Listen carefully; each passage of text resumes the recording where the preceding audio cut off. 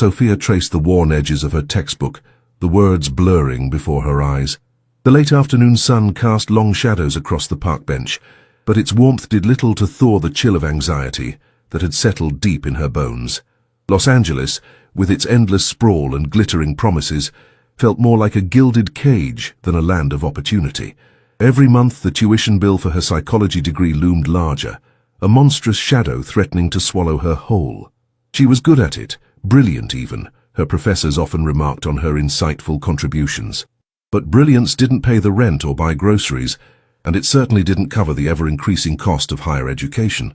The decision, though agonizing, was becoming inevitable. She had to drop out. A sigh escaped her lips, heavy with the weight of deferred dreams.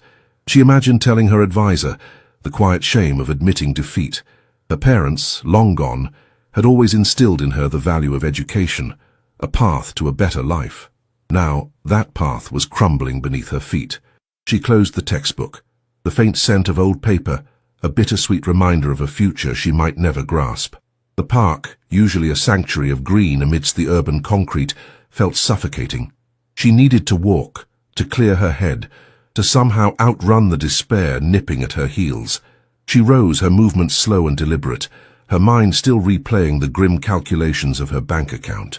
The sun was dipping below the horizon, painting the sky in hues of orange and purple, a beautiful indifferent backdrop to her internal turmoil. She crossed a quiet street, her thoughts miles away, lost in the labyrinth of her financial woes. A sudden piercing screech of tires ripped through the evening air, jolting her back to reality. Her head snapped up, her eyes widening in terror as a sleek black SUV swerved violently, its massive frame bearing down on her. Time seemed to stretch, each second an eternity. She froze, a deer caught in headlights, her heart hammering against her ribs. The SUV screeched to a halt mere inches from her, the force of its braking throwing her off balance. She stumbled backward, her legs weak, her breath catching in her throat. The driver's side window, tinted black, glided down silently, revealing a man who seemed to have stepped out of a magazine. He was devastatingly handsome, with sharp, chiseled features, dark, intense eyes, and a perfectly tailored suit that spoke of unimaginable wealth. His presence was commanding, almost intimidating, yet there was a flicker of concern in his gaze as he looked at her. "Are you all right?" His voice was deep, resonant, a low rumble that sent an unexpected shiver through her. Sophia could only nod, still trembling, her voice caught somewhere in her throat.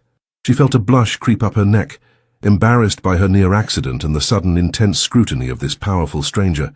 He was everything she wasn't. Polished, affluent, utterly in control. She, on the other hand, was a mess of frayed nerves and financial worries, her worn jeans and simple t-shirt a stark contrast to his impeccable attire. He stepped out of the car, his movements fluid and confident. He was taller than she expected, his broad shoulders filling the space around him. He didn't approach too closely, maintaining a respectful distance, but his eyes never left hers. "You seem distracted," he observed, his tone not accusatory, but genuinely curious. I was," she admitted, finally finding her voice, though it was still a little shaky. "Lost in thought, my fault entirely." He studied her for a moment, his gaze lingering on her face, then her simple clothes. She felt a strange mix of discomfort and an odd sense of being seen, truly seen, for the first time in a long while. "It's getting dark," he said, glancing at the rapidly fading light. "Can I offer you a ride home?" Sophia's immediate instinct was to refuse. She never accepted rides from strangers, especially not from men who looked like they owned half of Los Angeles. "No, thank you," she said, trying to sound firm, despite the tremor in her voice. "I'm fine, I can walk." He raised an eyebrow, a hint of a smile playing on his lips. "It's quite a walk from here, and not the safest area after dark. Besides," he added, his eyes twinkling slightly, "I almost ran you over. Consider it an apology." His persistence was disarming. She hesitated, glancing around. The park was indeed emptying, and the streetlights were beginning to flicker on, casting long, eerie shadows. A wave of exhaustion washed over her, making the thought of a long walk home unbearable. Her pride warred with her practicality. The practicality won. "All right," she conceded, her voice barely a whisper. "Thank you." He opened the passenger door for her, a gesture of old-world chivalry that surprised her. The interior of the SUV was plush, luxurious, smelling faintly of leather and something expensive she couldn't quite place. She sank into the soft seat, feeling utterly out of place. As he got back into the driver's seat, the silence stretched between them, comfortable yet charged with an unspoken tension. He started the engine, a low purr, and pulled away smoothly. "Where to?" he asked, his eyes briefly meeting hers in the rearview mirror. "Just a few blocks down near the old library," she replied, giving him a general direction. She still felt a pang of unease, but his calm demeanor was strangely reassuring. "And what do you do, Sophia?" he asked, his voice casual, as if making polite conversation. He had remembered her name from her brief introduction. "You seem like a woman with a lot on her mind." Sophia's heart skipped a beat. She had only given him her first name. The question, though innocent, felt like a probe. She wasn't ready to reveal the messy reality of her life to this man, this enigma of power and wealth. She looked out the window, watching the city lights blur past. I'm a student," she finally said, omitting the part about dropping out. "And I work." She left it vague, hoping he wouldn't press further. The thought of telling him she was a waitress, struggling to pay for her education, felt like admitting defeat all over again. He didn't press, but she felt his gaze on her for a moment longer before he returned his attention to the road. The silence returned, but this time it was filled with a growing curiosity about him and a strange, undeniable pull. She wondered who he was, what he did, and why a man like him was driving through a park at dusk. The questions swirled in her mind, a welcome distraction from her own troubles. She glanced at him, his profile illuminated by the passing streetlights, and felt a peculiar sense of destiny, as if this near accident was anything but. Sophia clutched her worn backpack, the strap digging into her shoulder as the luxurious SUV glided through the Los Angeles streets. Thorny, as he had introduced himself, drove with an easy confidence, one hand resting lightly on the steering wheel, the other occasionally tapping a rhythm on the console. The air inside the car was cool, a stark contrast to the humid evening outside, and the faint scent of his expensive cologne filled the space, intoxicating and unfamiliar. "Just a student and you work," Thorny repeated, a hint of amusement in his voice. "That's a rather broad description, Sophia. What are you studying and where do you work?" Sophia felt a familiar prickle of defensiveness. She wasn't ashamed of her life, but she wasn't eager to lay bare her struggles to a man who clearly lived in a different stratosphere. "Psychology," she answered, her voice firm. "And my job is just a job. Nothing exciting." She deliberately kept her tone neutral, hoping to discourage further inquiry. She didn't know this man, and despite his polite demeanor, there was an intensity about him that made her wary. He chuckled softly, a low, rumbling sound that vibrated through the car. "I doubt anything you do is nothing exciting, Sophia. You have a fire in your eyes even when you're trying to hide it." He glanced at her, his dark eyes piercing, as if he could see right through her carefully constructed facade. "Psychology, though. That's fascinating. What draws you to it?" His genuine interest, rather than simple curiosity, caught her off guard. She found herself relaxing slightly, the tension in her shoulders easing. "I've always been fascinated by the human mind," she began, her voice softening as she spoke about her passion. "Understanding why people do what they do, the complexities of emotions, the way our experiences shape us. It's like solving a puzzle. I want to help people navigate their own minds, find peace." Thorny listened intently, his gaze occasionally flicking to her, a thoughtful expression on his face. He didn't interrupt, didn't offer platitudes. He simply absorbed her words, and that, in itself, was a rare and comforting experience. "A noble pursuit," he finally said, a genuine admiration in his tone. "It takes a certain kind of strength to delve into the minds of others, and even more to want to heal them." "It takes strength to survive in this city too," Sophia retorted, a wry smile touching her lips, "especially when you're trying to do it on your own terms." He met her gaze, a knowing look in his eyes. "I understand that more than you know, Sophia. Life isn't always fair, but it's how you fight back that defines you." His words resonated with her, a shared understanding that transcended their vastly different worlds. She saw a flicker of something in his eyes, a depth she hadn't expected, a hint of battles fought and won. They continued to talk, the conversation flowing easily, surprisingly. She found herself telling him about her dreams, her aspirations, the quiet determination that fueled her despite the odds. She didn't mention the impending dropout, but she spoke of the financial pressures, the constant struggle to balance work and studies. He in turn spoke vaguely of his work, of managing complex situations and making difficult decisions, his words carefully chosen, revealing little but hinting at immense responsibility. Yet through it all, he maintained an air of quiet power, an unspoken authority that was both alluring and slightly unnerving. As they approached her modest apartment building, a sense of melancholy settled over Sophia. The ride, though short, had been a welcome escape from her worries, a brief foray into a world she rarely glimpsed. She pointed to her building, a nondescript structure nestled among similar ones. Thorny pulled up to the curb, the powerful engine falling silent. "Thank you for the ride, Thorny," she said, her voice tinged with genuine gratitude, "and for not running me over."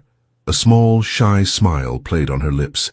He turned to face her fully, his arm resting on the back of her seat, his proximity suddenly overwhelming. The scent of his cologne was stronger now, wrapping around her, making her heart beat a little faster. His eyes, dark and intense, searched hers, a silent question in their depths. "It was my pleasure, Sophia," he murmured, his voice lower now, softer. "I'm glad I found you." The air crackled between them, thick with unspoken emotions. She felt a magnetic pull, an undeniable chemistry that defied logic and circumstance. Her gaze dropped to his lips, full and inviting, and a warmth spread through her veins. She knew she should get out, thank him again, and disappear back into her ordinary life, but her feet felt rooted to the spot, her mind a whirlwind of conflicting desires. He leaned in slowly, his eyes still locked on hers, giving her every opportunity to pull away, but she didn't. She couldn't. Her breath hitched in her throat as his lips, soft yet firm, met hers. It was a gentle kiss at first, tentative, a question rather than a demand, but as their lips molded together, a spark ignited, a fire that had been smoldering beneath the surface. Her hands, trembling slightly, instinctively reached up, one resting on his strong jawline, the other clutching the lapel of his expensive suit. The kiss deepened, becoming more urgent, more passionate, a silent conversation of longing and unexpected connection. It was a kiss that promised danger, whispered secrets, and ignited a desire she hadn't known she possessed. It was a kiss that changed everything. The kiss was a supernova, exploding in Sophia's senses, eclipsing the world around them. His lips were firm, warm, tasting faintly of mint and something uniquely him. Her fingers, tangled in the soft stubble of his jaw, felt the tremor that ran through him, mirroring her own. It wasn't just a physical sensation. It was an emotional earthquake, shaking the foundations of her carefully constructed ordinary life. Every worry, every financial burden, every fear of the future vanished in the intensity of that moment. There was only Thorny, his scent, his touch, the undeniable heat that flared between them. When he finally pulled back, his eyes were heavy-lidded, dark with a raw emotion that both thrilled and terrified her. His thumb gently stroked her cheek, a feather-light touch that left a trail of fire. "Sophia," he breathed, his voice husky, a low murmur that sent shivers down her spine. I didn't expect that." She couldn't speak, her breath still ragged, her heart pounding a frantic rhythm against her ribs. Her cheeks burned, a blush spreading across her face. She felt a dizzying mix of exhilaration and profound embarrassment. What had she done? Kissing a stranger, a man of such power and mystery, right outside her humble apartment. It was reckless, impulsive, utterly unlike her. He leaned in again, his lips brushing against her ear. "When can I see you again?" he whispered, his voice a seductive promise. "I need to see you again." The question jolted her back to reality, the harsh truth of her situation crashing down. She was a struggling student, a waitress, barely surviving. He was, whatever he was, a man of immense wealth and influence, a world away from her. This, whatever this was, couldn't happen. It was a fleeting moment, a beautiful, dangerous anomaly. I can't," she stammered, pulling away abruptly, her hands dropping from his face as if burned. The sudden movement created a chasm between them, both physical and emotional. "I have to go." She fumbled for the door handle, her fingers clumsy, her mind racing. She needed to escape, to put distance between herself and this intoxicating, terrifying man. She couldn't give him her number, couldn't invite him into the chaos of her life. It was too much, too soon, too dangerous. "Sophia, wait," he called out, his voice laced with a frustration she hadn't heard before. But she didn't. She yanked the door open, practically tumbling out of the SUV. Without a backward glance, she fled, her heart still hammering, her cheeks burning, the memory of his kiss a searing brand on her lips. She didn't stop until she was inside her apartment, the door locked and bolted, leaning against it, gasping for breath.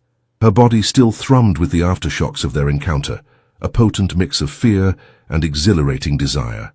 Thonny watched her go, a storm brewing in his dark eyes. He sat there for a long moment, the scent of her still lingering in the luxurious interior of his car, the taste of her lips a phantom on his own. He had never been refused, never been left so abruptly, so completely bewildered. He was a man who commanded respect, who got what he wanted. Yet this humble, determined woman had walked away from him, leaving him with nothing but questions and an insatiable craving. Days turned into a week, then two. Thonny found himself unusually distracted. Meetings felt tedious, decisions felt less sharp. His mind kept replaying the image of Sophia, her intelligent eyes, her shy smile, the fire he'd seen beneath her vulnerability. He remembered her passion for psychology, her quiet strength, her fierce independence. He remembered the way her hands had felt on his face, the way her lips had responded to his. The casual kiss had become an obsession, a relentless whisper in his mind. His closest men, accustomed to his laser focus, noticed the change. He was more pensive, often lost in thought, his usual intensity replaced by a restless energy.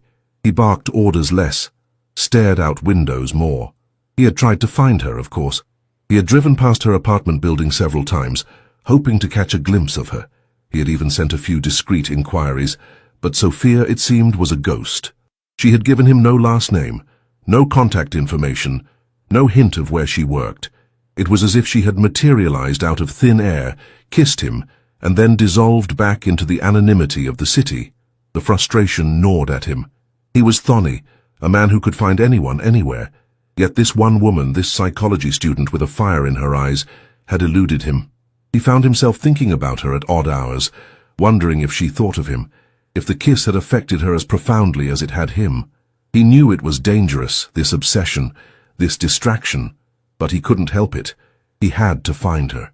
He had to understand why she had run, and why he couldn't stop thinking about her. He had to make her his. Sophia moved through the bustling dining room of the Obsidian, one of Los Angeles's most exclusive restaurants. A tray laden with delicate appetizers balanced expertly on her shoulder. The clinking of silverware, the murmur of hushed conversations, the soft jazz music. It was all a familiar symphony of her nightly grind. Her feet ached, her smile felt plastered on, but she pushed through, fueled by the desperate need to make enough tips to cover her next tuition installment. The thought of dropping out still haunted her, a dark cloud on the horizon, but she refused to give up without a fight. Every dollar earned was a small victory against the encroaching despair. She navigated the tables with practiced grace, her mind a whirlwind of orders, table numbers, and the complex theories of cognitive psychology she'd been trying to cram in during her meager breaks. The memory of Thonny, the mysterious man from the park, had faded slightly, pushed to the back of her mind by the relentless demands of her daily life. Yet sometimes, in quiet moments, the phantom warmth of his lips, the intensity of his gaze, would resurface, a bittersweet reminder of a fleeting, impossible connection. She would quickly dismiss it, reminding herself that he was from a different world, a world she had no place in. Tonight was particularly busy. A large VIP party had just arrived, taking over the most coveted table in her section. The host, a man with an air of quiet authority, had requested their best server. Sophia, despite her exhaustion, had been chosen. She took a deep breath, adjusted her black uniform and approached the table, a professional smile fixed on her face. "Good evening," she began, her voice calm and polite. "Welcome to the Obsidian. My name is Sophia, and I'll be your server tonight. Can I start you with some drinks?" As she spoke, her eyes scanned the faces at the table, a routine gesture to gauge her clientele. Her gaze swept past several impeccably dressed men and women, then landed on the head of the table. Her breath hitched. The tray in her hand wobbled precariously, threatening to spill its contents. Her heart, which moments before had been beating a steady, tired rhythm, now hammered against her ribs with frantic intensity. It was him, Thonny. He sat there, an undeniable presence, radiating power and confidence. He was even more striking than she remembered, his tailored suit impeccable, his dark hair perfectly styled. His eyes, those intense dark eyes, were fixed on her, a slow, knowing smile beginning to form on his lips. Sophia felt a wave of heat rush through her, a mix of shock, embarrassment, and an undeniable thrill. Butterflies, a whole swarm of them, erupted in her stomach, making her feel light-headed. She tried to maintain her composure, to keep the professional mask firmly in place, but her hands trembled slightly as she gripped the tray. She could feel his gaze, a tangible weight, burning into her, stripping away her carefully constructed defenses. He hadn't taken his eyes off her since she approached the table. A flicker of surprise, then recognition, then something deeper, a possessive glint, had crossed his features. He had found her. After weeks of searching, of restless nights and distracted days, destiny had brought her back to him. He remembered every detail, the way her eyes lit up when she spoke of psychology, the determined set of her jaw, the unexpected softness of her lips. And now, seeing her here in this elegant uniform, serving him, only intensified his fascination. Sophia forced herself to look away, to focus on the other guests, to pretend she hadn't just had her world tilted on its axis. She cleared her throat, trying to regain her professional demeanor. "Can I get anyone started with a drink?" she repeated, her voice a little higher than she intended. "Sophia." Thonny's voice cut through the polite chatter, deep and resonant, sending another shiver down her spine. He didn't ask for a drink. He simply said her name, a statement, a claim. His smile widened, a slow, deliberate curve of his lips that sent a clear message. "I found you." Her eyes, against her better judgment, snapped back to his. The intensity of his gaze was overwhelming, a silent conversation passing between them, filled with unspoken questions and undeniable recognition.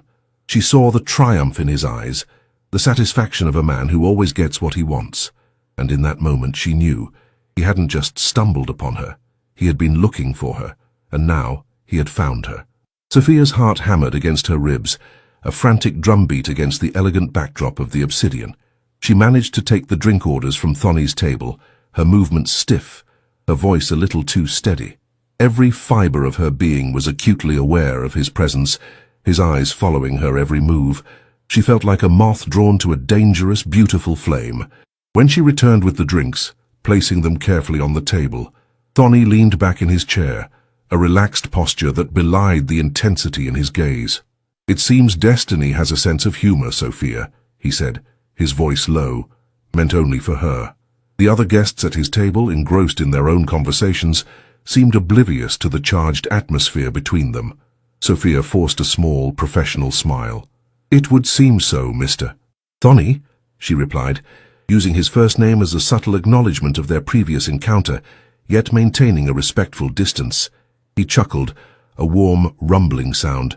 "Just Thonny, please, and I believe we're past the formalities, wouldn't you agree?" His eyes held hers, a silent challenge, a question. Her cheeks flushed. She remembered the kiss, the raw emotion, the desperate flight. I'm working, Thonny," she whispered, glancing around nervously. "And you're doing an excellent job," he complimented, his gaze softening slightly. "But I haven't been able to stop thinking about you since that night. I've been looking for you, Sophia." His confession, spoken so openly, sent a jolt through her. She had suspected it, but hearing him say it aloud, admitting his search, was both flattering and terrifying. "You have?" she asked, her voice barely audible. "Every day," he confirmed, his eyes unwavering. "I couldn't get you out of my head. Your determination, your intelligence, the way you spoke about psychology, and that kiss." He paused, letting the memory hang in the air between them. "I needed to understand why you ran, why you disappeared." Sophia felt a wave of vulnerability wash over her. His honesty disarmed her. She had built walls around herself, protecting her pride, her struggles, but looking into his intense, sincere eyes, she felt an urge to be honest, to lay bare the truth of her life.